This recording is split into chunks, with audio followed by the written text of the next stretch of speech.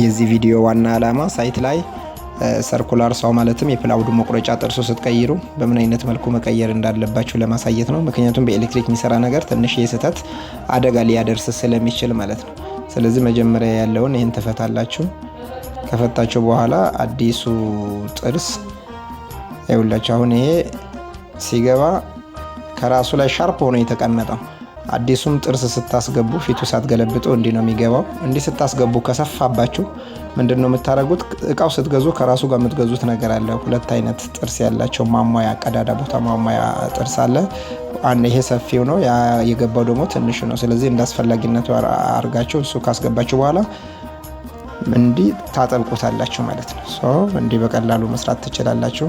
ሌላኛው ሰርኩላር ሳው ስትገዙ ባለ 60 ጥርስ ቢሆን ሞር የተሻለ ነው። ያው ዲያሜትሩ 235 ይታወቃል። ስለዚህ ጥርስ ደግሞ ባለ 45 አለ፣ ባለ 60 አለ። ባለ 60ው እድሜ ያለው ቶሎ አይበላሽም፣ ይቆያል ማለት ነው።